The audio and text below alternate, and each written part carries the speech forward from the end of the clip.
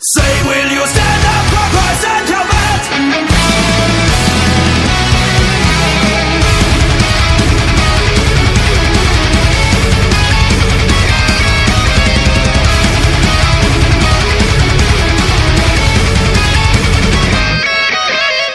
Fala galera, aqui quem vos fala é Lucas Nobre, este é o canal Ordem do Templo. E bom, hoje eu vou resumir para vocês aqui rapidamente como primeiro vídeo quem foram os Cavaleiros Templários e que fim tiveram, quem foi Hugo de Payens, quem foi Jacques de Molay. Futuramente eu vou fazer vídeo sobre cada parte dessa longa história. Quero deixar claro que esse aqui é um canal cristão, eu levo a Ordem dos Templários muito a sério na minha vida. Então qualquer idiotice como os Templários são os Illuminati de hoje em dia, eram maçons, adoravam Baphomet, eram pagãos, qualquer tipo de tolice como essa não é tolerada aqui no canal. Se eu ver nos comentários eu vou tirar rapidamente. Este é um canal de um cristão que acredita na ordem do tempo, que acredita em Deus. Para você também que acredita, que não leva como brincadeira, que infelizmente, né, os templários estão virando piada hoje em dia. Então, bom, espero que você goste desse vídeo. No final a gente se vê de novo e, bom, fique com o vídeo aí. Hugo de Payens formou um grupo com mais 8 cavaleiros, que com ele eram monges pobres e humildes, que fizeram votos de santidade e castidade. Estes cavaleiros tomaram para si a tarefa de defender os peregrinos de Jerusalém, diferente dos cavaleiros dos senhores feudais, que somente defendiam suas prioridades, e diferentes também dos cruzados, que iam até a Santa com uma missão e depois que cumpriam, voltavam para casa. Em meados de 1118-1119, Hugo de Payens fundou esta cruzada contínua, que se baseava sempre em Jerusalém. Ascensão e riqueza. Com o tempo, o grupo arregimentou centenas de cavaleiros e sua força cresceu, militarmente e também politicamente. Nessa época, o rei de Jerusalém era Balduíno II, sobrinho do já falecido Godofredo de Bouillon. Este monarca ofereceu a mesquita de Al-Aqsa como sede ao grupo militar de Hugo. Desde então ficaram conhecidos como Pobres Cavaleiros de Cristo e do Templo de Salomão, ou simplesmente como conhecemos, os Templários. Em 1128, o Papa Honório II reconheceu a força militar de Hugo e a proclamou a criação da Ordem Militar dos Cavaleiros do Templo de Salomão, assim como já havia sido criada a Ordem dos Hospitalários, uma outra força militar, mas ligada à congregação do Hospital de São João Batista. Os templários faziam um juramento de nunca pedir para ser resgatado, caso caíssem em mãos inimigas, nunca pagar resgate e jamais entregar outros membros da ordem, mesmo sob tortura. A ordem do templo estava isenta de se subordinar a qualquer instituição ou poder secular e mesmo religioso, devendo obediência somente ao Papa e reportando-se diretamente a ele. Tal prerrogativa deixava a ordem dos templários independente do patriarca de Jerusalém e até do rei, podendo atacar estados ou negociar a paz por sua própria iniciativa, consultando somente o Papa. A indumentária dos templários era uma manta branca com uma cruz vermelha no peito. Os sargentos usavam um manto marrom ou preto com uma cruz branca. Cada templário recebia 3 cavalos, uma armadura, uma espada, uma adaga e outros equipamentos. Com o tempo, a Ordem dos Templários foi recebendo doações, terras, castelos e muitas propriedades, ficando riquíssima. Sem contar que, dentre suas riquezas, os Templários possuíam o Santo Graal, que foi o cálice usado por Jesus Cristo na Santa Ceia.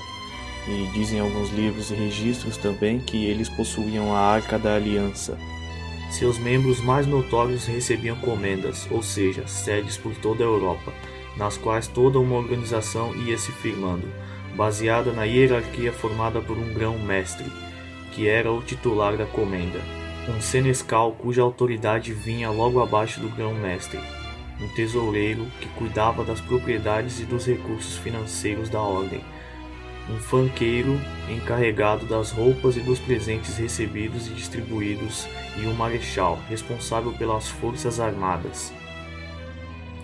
Os templários eram isentos de impostos, o que permitia que toda a renda de suas propriedades fosse usada para aumentar mais ainda a riqueza da ordem. A influência política dela na Europa aumentava na mesma proporção que seus bens e em pouco tempo, além das atividades militares, muitos templários se ocupavam em administrar as posses e a renda da instituição. É provável que o atual sistema bancário que conhecemos tenha tido sua origem no trabalho administrativo dos templários, pois eles passaram a emprestar dinheiro e a fazer transferências de recursos financeiros do Oriente para o Ocidente e vice-versa, a pedido de reis, de representantes do clero e de nobres, uma vez que tinham bases em muitas regiões nos dois hemisférios. Em resumo, foram os templários que criaram um sistema bancário que é tão famoso atualmente. A derrocada. A Ordem dos Templários deu grande apoio às cruzadas, nas quais morreram muitos de seus membros. A Ordem precisava substituir os soldados mortos, e para isso teve de reduzir as exigências na admissão da Ordem para novos cavaleiros. As motivações originais dos Templários, que eram a vontade firme de defender os cristãos, de levar uma vida austera e de lutar pela justiça, foram se perdendo, pois os novos templários tinham baixa adesão a esses valores. Nessa época, a Ordem do Templo era liderada pelo grão-mestre Theobald Gaudin. Com a morte dele, em 1298, Jacques Bey de Molay foi nomeado seu sucessor no comando. Ele havia ingressado na Ordem em 1265, com 21 anos, e se revelara um perfeito cavaleiro templário, seguindo rigorosamente as regras da instituição. Já na liderança dos templários, de Molay percebeu que era necessário que a Ordem continuasse a ter funções que sempre teve de dar suporte às cruzadas, pois essa era sua natureza. Por essa razão, empreendeu um esforço político junto ao Papa, a coroa inglesa, a francesa e a catalã, para a criação de mais uma cruzada. No final do século XIII, a Ordem já era uma instituição bem estruturada, com propriedades e riquezas dignas de um rei, e com uma tradição de quase 200 anos. Tal peso político na Europa incomodava o rei da França, Filipe IV, o Belo, que converteu-se no maior inimigo dos templários, pois via na ordem militar uma rival à sua ordem de cavaleiros franceses e também à sua autoridade. Em 1305, o monarca tentou uma manobra ambiciosa: unir a Ordem do Templo e a Ordem do Hospital numa única instituição. Isso iria enfraquecer as duas lideranças. A ordem resultante desta fusão seria uma grande potência econômica e ficaria subordinada a ele próprio, Felipe IV. Não obtendo sucesso, o rei jurou que não iria descansar enquanto não destruísse a Ordem do Templo e se apropriasse de seus bens e de sua esquadra. Filipe IV passou a executar uma campanha de difamação contra os templários, acusando-os de heresia, paganismo e homossexualismo.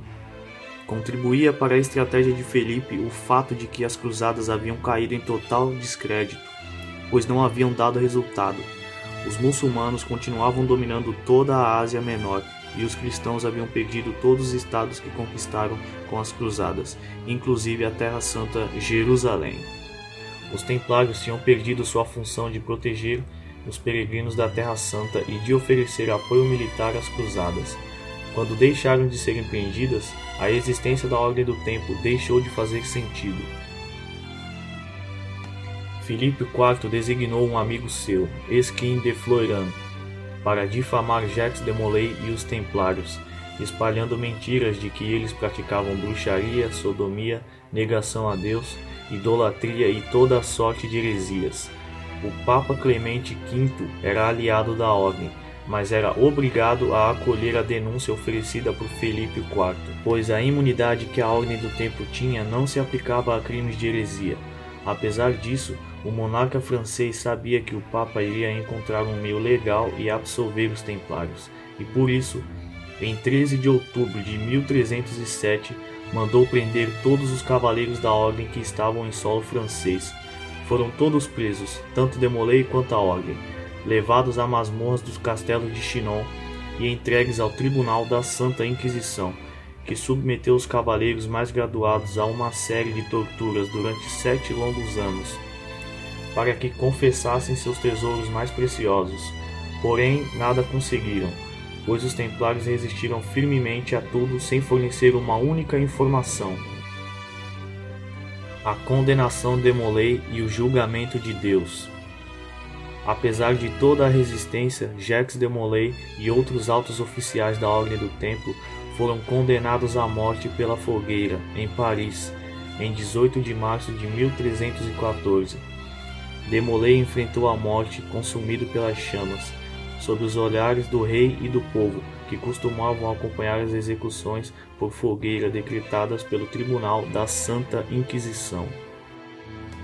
Enquanto queimava, o grão-mestre teria gritado ao rei que este tinha cometido um grande crime ao condenar os templários e que ao final daquele ano ele e o Papa Clemente V iriam enfrentar um julgamento de Deus e pagar por todos os pecados e todo o mal causado à Ordem dos Templários. Segundo os registros, Jacques Demolay morreu enquanto gritava: Malditos, malditos! Coincidência ou não? Eu acredito que não, particularmente. Tanto o rei Felipe quanto o Papa morreram no mesmo ano em que Molay foi queimado, em 1314.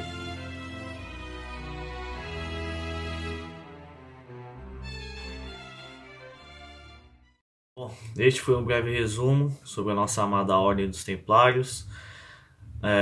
Para você que tiver a fim de saber mais, eu recomendo que você compre este livro aqui. Eu comprei ele tem uns 2 anos já li inteiro.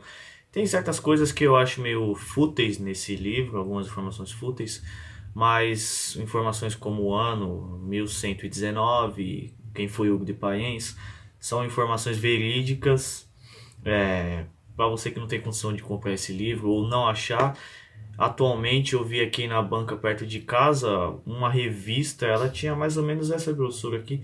Na capa tem Jacques Demolay, né? Lá tá escrito Os Templários, quem foram. Tem outra também que eu comprei, 2 por 10, tá aqui. Uma é dos Cruzados e a outra é sobre o infeliz Tribunal da Santa Inquisição. São ótimos materiais para você que quer estudar a ordem, então eu recomendo bastante.